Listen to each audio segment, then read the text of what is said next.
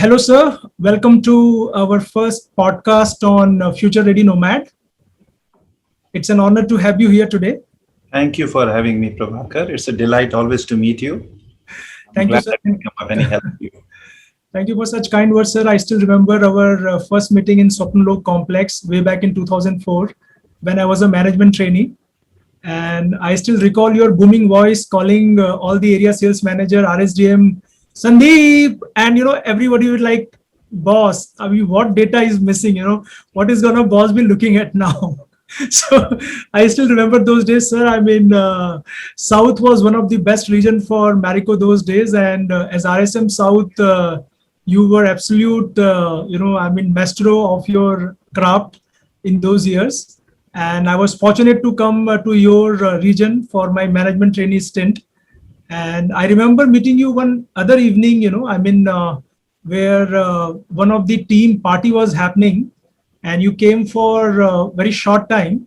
And all the while you were there, you were talking with the territory sales officer about, taking health insurance and also whether they have taken a life insurance or not, in addition to what company has provided. So do you remember that evening, sir?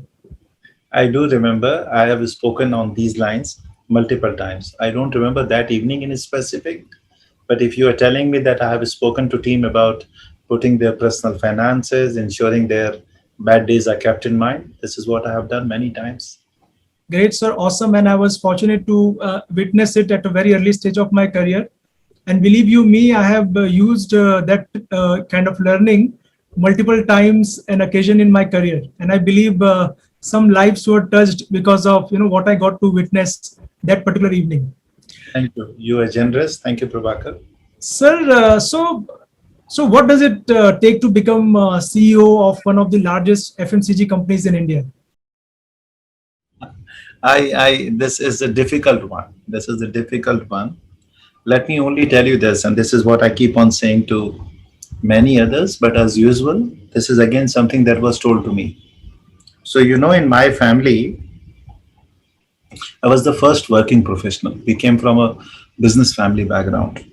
When I did my MBA and I started with my job, I had a conversation with my dad, who is there no more now, and I asked him, tell me what are the two things, or what are the things that I should do rather to become successful in my life. Dad, in his own simple way, said, there are only two things that matters. The first is work hard, and second is be honest. I can tell you all kind of mathematical jargons, management ways of saying things, but all that matters honestly is, if you keep doing your job very well, and if you can build a trust which people see that what you say and what you do, there is no gaps around it. I think sooner than later things happens to you. Great, great. Thank you for these timeless piece of advice, sir. I'm sure younger audience would find it amazingly useful, and even now I can find inspiration from hard work and honest approach to life and work. So, sir, you have been a sales stalwart, and you have seen emergence of modern trade. You have also seen emergence of e-commerce. Now, what are the dynamics, sir? I mean, how the online marketing channels and general trade, e-commerce, how have they evolved? See, I think the core of any channel to become big and sustainable is the value that it offers to the consumer. Classically, I came from Calcutta, a place where shopping for house meant going across to a sabji mandi, going by shop and picking up varieties of sabji over a say 30 minutes process, and then subsequently go to a grocer and pick up a product, and then come back home and think about, you have to do that physical activity, you have to carry along with your bag, and you do this whole activity. There is a whole craft of doing it smartly. You are taught how to identify a good sabji, how to negotiate on the price, and then do the job. Now, guess what? When I moved, and you talked about my Hyderabad time. When I came into Hyderabad and I realized there was this modern trade stores, where what happens is when you land up in a shop, all that you need to do is pick up everything you want in a trolley. The prices are transparent. There is nothing wrong about them. The deals are there to make you feel that you have possibly got a good deal out of that. And in many ways, if you are wanting to return a product, no question asked, and here goes it back. So it was the convenience of shopping in such a convenient way that it became a kind of, a preferred destination from a consumer. Today, e-commerce has taken that even a step beyond. You can do that in the luxury of your home. There is no limitation of the range that you have. So my belief is, as it happens over a time, if you create a value proposition for your customer, which is distinct and which is based on the insight that he or she has been wanting for, you have a space. Hence, I am very excited about what is happening with e-commerce, what is happening with modern trade. I think both of them are here to stay. And over a time, they will keep, attracting more consumers and customers on their basis. The fact is today that, given the construct of the country and the way that India is, all the channels will coexist. Possibly they will all, tweak their style to become more relevant to their core consumers and their core customers. And that is the process of evolution, where you will have to keep evolving yourself to become more relevant for the times. And through that, I would say that be it now or be it 10 years from now, the percentages, I'm not anyway a guy who can predict things. Mhm. The fact is, all of them will coexist and all of them have a proposition for which there are consumers who are dying to shop at your place. Great point, sir. Change is the only constant. So that's so true.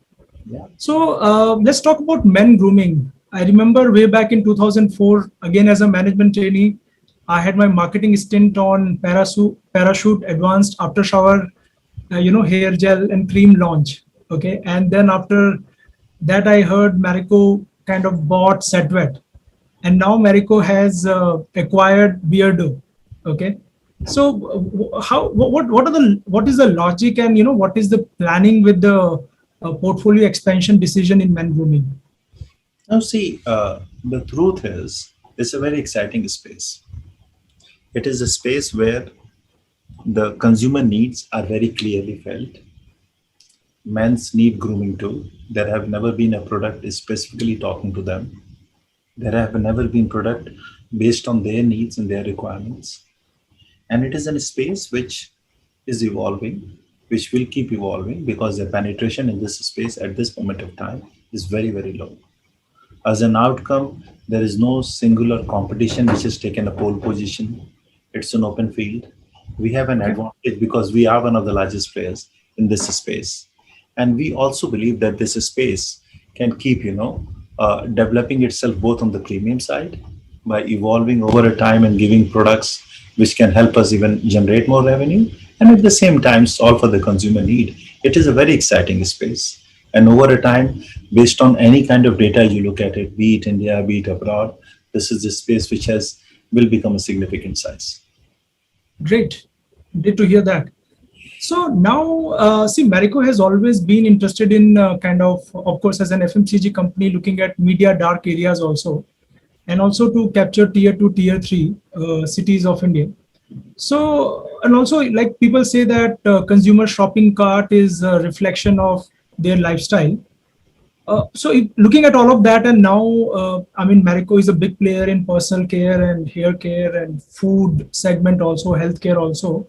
So, do you really believe India is getting more health conscious now? And what are the trends that you see now? No, so, okay, now there are multiple emerging trends, many of them accentuated by these COVID times. But broadly, if you were to talk, see, there has been, if you look at the history of consumerism, it is started by first and foremost movement of unbranded to branded. And then over a period of time, brands started offering value-added offerings. Marico used to play in all of that space. It moved from the trend of, Parachute was the first example of moving into unbranded into branded. And the value-added hair oils that we do are examples of certain other categories where, we can offer even value-added products to our consumers. If you were to take a view on the health side, health is a growing trend.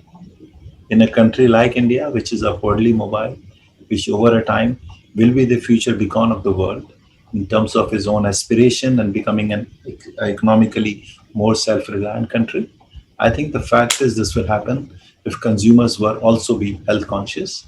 It is the evolution of the market which will happen. And hence, in my view, health as a platform, wellness as a platform, immunity as a platform is here to stay. Just being curious, sir. I mean, I have seen Saffola till 2009. My friends were brand manager, and Saffola was so synonymous with heart care and all of that. And nowadays, I see Saffola getting into many slightly unrelated areas. And so what are the plans with Saffola as a brand? Do you think by such brand extension, the Saffola brand will be diluted? No, see, Saffola was launched with an intent of, from day one, offering consumer a benefit. So, the oldest positioning of Saffola was very unique than any other edible oils. Edible oil would always have a platform of seed, and they would sell, they are a groundnut oil, so buy me, I'm a mustard oil, hence buy me. The fact is, Saffola always said to consumer, it is just not about purity or taste, it is about the benefit it does to you. The benefit positioning that was taken at that moment of time was art. Over a time, in order to expand the category, we have evolved art and moved into more preventive kind of health platform. As the brand has its own equity, as the brand has its own franchise, what we definitely believe is, be it health or be it wellness, Saffola can play in the full space. Any offering that we have brought in now, in our mind, is either doing justice to Saffola brand and gives us a right to win by either playing in the platform of health or in the space of wellness. So, in our view, Saffola is on the right track, and this is the way Saffola will evolve, being a edible oil only heart brand into a healthy food brand. Okay, very interesting. So when it comes to decision making, I think that data is at the heart of it. And nowadays we talk about big data. Maybe not so much in FMCG, but in non-FMCG business we talk a lot about data. So just wanted to understand, what is Marico's play around big data or data-driven decision making? What kind of tech efforts are you guys taking, or what is your overall strategy towards it? So, Prabhakar, you are aware, we have always, been very, very focused in our investment and our belief around technology. The company was always built on the fact that technology enabled decision making or technology enabled analytics is in the heart of, creating either a consumer insight or a business problems, and then solving it through that.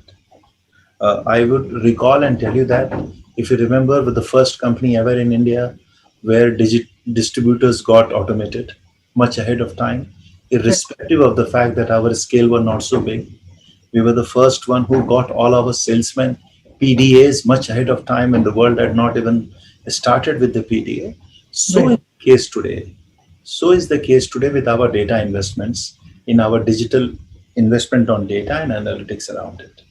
Today, the kind of data information we provide to our sales folks, or today, this kind of data that we have today to analyze of any root cause and any issues, they actually tell us some very, very interesting stories. Of course, the final decision beyond the point, when you look at the data, is you take based on your insight and your deep understanding. Right. But data is in heart of it, as you said, Prabhakar. It has been our ethos and it will remain our ethos. So just being curious, I remember Midas and Minet. I That's remember those days when, as a management trainee, the DSR, the salesman, used to be afraid that if he doesn't work a particular market, he cannot just go and fib about it, because the boss will download it and he will look at the data for a particular beat and catch on like how many lines the guy has sold, how many productive call he has taken and all of that. And I also remember Marico winning SAP Star Award.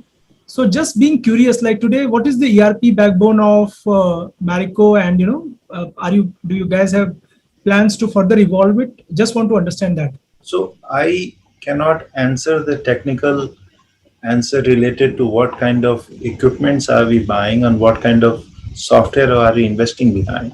I can tell you from the business side, Yeah. the clarity is very clear that anything at any given moment of time, the cutting edge technology which can help us evolve our business, largely in the space of big data, largely in the space of data analytics. We are investing and will continue to invest ahead of the curve. We are working internally as well as with consultants to beef up our capabilities around that space. I think we are doing some very interesting work on that. But more than that, I think it is the larger commitment for long term that we have in that space that gets it very excited about it. Great, great. I mean, knowing Marico, I mean, it will be very interesting to see, like, what you guys do next. So that will be very interesting. So in a recent article, you mentioned a digital first approach for premium brands. Could you elaborate on the future of FMCG marketing and sales in India with the advent of new technology and consumer data insights? Okay, so see the context, is that with digital penetration going up in the country, with e-commerce becoming, let us say, far more penetrative, far more easily accessible to the access to consumer and the engagement with consumer has moved to a different orbit. The channels like e-commerce are not even a channel now. The invention of things like having your own website, doing direct to consumers, talking to your consumer, engaging with your consumer, and talking to them in a very engaging way by doing a different kind of advertisement is specific to who you are, what kind of preferences you have. The life has changed. And what we are saying now in this space, you should use and understand this consumer cohort and start treating them very differently and saying that you could have a product only designed for them, which possibly is sold only in the digital way. And in many senses, for the past way of selling business in FMCG, they become very distinct. So today, for example, if you look at our brand, say Beardo, is largely a digital brand, not sold offline. And in the Beardo space, in the space of online also, sold significantly from the own D2C site as much as from e-commerce site. There are multiple such brands which exist today, which are talking to a consumer cohort only in a specific way. Now, in good old days, the cost of getting into a mass launch used to be prohibitive. And as an outcome, what would happen if you were not excited about the size of opportunity? You would not be willing to take that kind of investment because remember, both the key things in an FMCG, be it your ATL cost, which is the media cost, or be it your go to market, that would become a huge entry barrier. But now with the digital consumers available, small cohorts, you can talk to them, and you can engage with them. You could create a product which is relevant for them. And guess what? With low cost of advertisement and low cost of go to market, it could still be a profitable business. This is the space where the whole world is evolving. This is the space where the evolved worlds like US of A's of the worlds have evolved.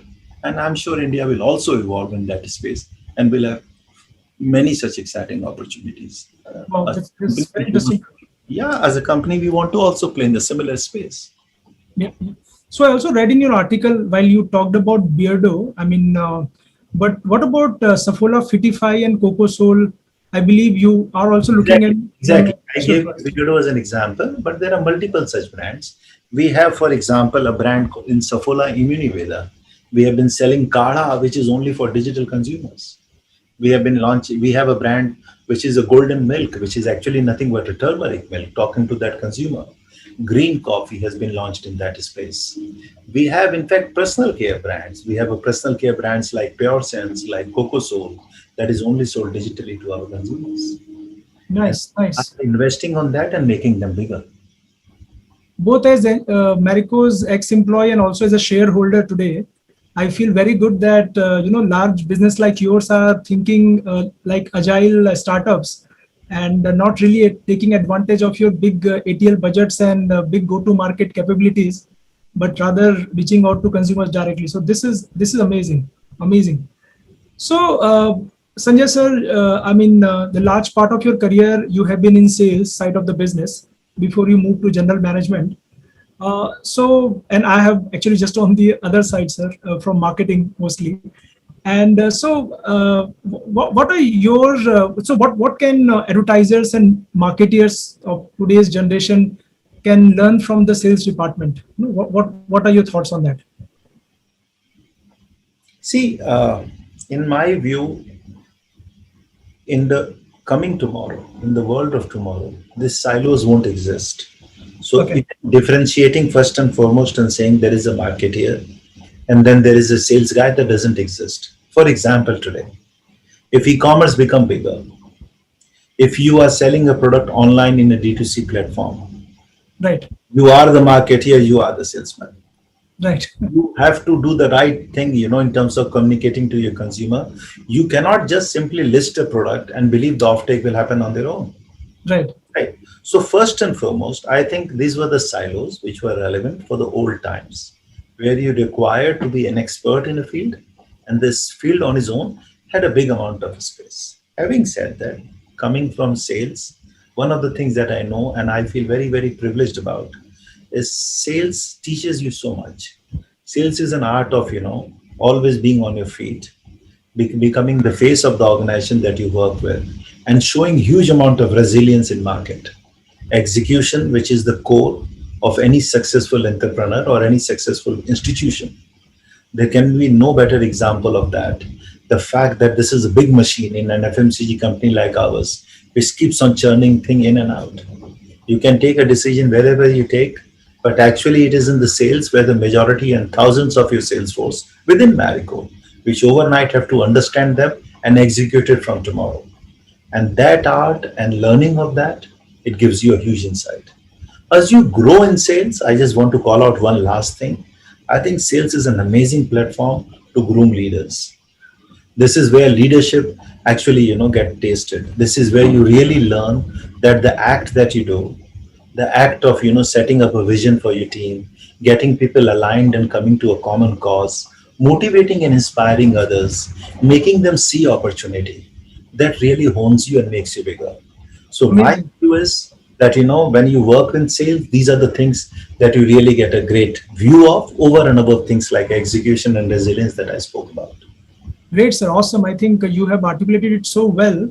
So all our listeners, they are, I mean, still in B school or at the very early years of their career. I think you've heard it from the horse's mouth. So if you want to grow in a leadership role in your career, I think sales is very important. And as you rightly said, nowadays the silos won't matter so much. So be ready to get your hands dirty in whatever role you are. So that's important. So, Sanjay sir, let's change gears. What our listeners wouldn't know for a fact uh, is your fondness towards poetry. And I remember meeting you in Marico's office, I think 2017, 18, and I think you have written a poem at that time, and you shared with me, and I was amazed. Remember that, and also I do remember getting some of these poems in WhatsApp from you. So, do you mind sharing one poem or your creation with all of us today, sir? See, I won't remember that offhand. I don't write so often. There were very few that I had written. There was a particular time, but I can tell you one thing that I think in Hindi, and that's why my poems, when I write them, they more flow in Hindi. Right, sir. And they are largely a reflection of my own observations of life, what is happening and why are they happening. And it can reflect both the successes and the failure equally, because everything happens for a cause and purpose. And that Right. is what I've written. I think, having said that, what I can tell you about is the fact that, it is important at times to have a heart of a poet. Yeah. But in that sense, is what happens is it keeps you grounded. It Right. gives you a distant view on why the life is happening and why the things cannot be taken as here and now just alone, but they can be seen as a smaller piece of the larger game that is getting played out. I Right. don't have anything offline because since I've written, it's been a while. I don't remember something, Prabhakar, that I can play for you now. Yeah. So should I say that you have a heart of a poet and mind of a warrior? Yeah, yeah. I would love to say so. I would love to say so. Yes, I'm resilient. I have a larger purpose, you see. I represent my team, I represent my company, and it is impossible for me to ever give up. That's the job for which I have been built, and that is something which in some senses, as you are right, people can call that as the heart of a warrior, call it. But at Yeah. the same time, I guess, the motivation for this comes for the larger promises that I have made, the larger ambitions of the company for which I'm aligned to, and of course, the team that I represent. It will be such a loss if we let you go without reciting a poem. May not be yours, but for of anyone you remember, because I mean, your Hindi is so good, and you kind of recite so passionately. So let me pose this for you, just for the sake of Yeah, for my so audience here. So this is our first episode actually of the series, and the name of the podcast series is like Future Ready Nomad. You know, so anything you would like to kind of quote So or I let me quote one. Let me recite one, two lines from Jaishankar Prasad, yeah, very famous Hindi poet. yeah, And I don't know why am I reciting it now, but I guess I'm talking to myself because it looks like Jaishankar Prasad wrote these lines to inspire people like me. So you okay, know what Prasad says is कि ज्ञान दूर कुछ क्रिया भिन्न है. So ज्ञान दूर कुछ क्रिया भिन्न है, इच्छा क्यों पूरी हो मन की, एक दूसरे से ना मिल सके, यही विडंबना है जीवन की. क्या बात है. Let me explain that, Prabhakar. What Yeah, he says here is, that our knowledge and our actions are two poles apart. right, That is the biggest tragedy of the life. What we need is, to have that knowledge and to act on that. What we see today is that we have a knowledge and we have an action. And at times they are polar opposites. And that is the single reason why your ambitions or your desires in your life never get fulfilled. I wow, find it touching because whenever I have failed in my life and I have reflected back on that, I've figured out, that it has been always me and my own lack of action or having not done something that I should have done at that moment of time, possibly has led to that failure. And hence it always resonates with me. And I always use that, to motivate myself to say that the locus of control is within me. If I'm not succeeding, I may not be doing it enough. that's so wonderful, sir. I think you have given a lot to kind of ponder on to our audience today. And let's close on that note. And just to share that success is never final and failure is never fatal. It is courage that counts and hope that remains. So So, with that note, sir, thanks a lot for being my first guest. And I feel so honored and privileged to have you here today. Thanks for taking time out of your busy schedule. And it is an honor, Sanjay, sir. Thanks a lot. anytime, Prabhakar, thank you for having me.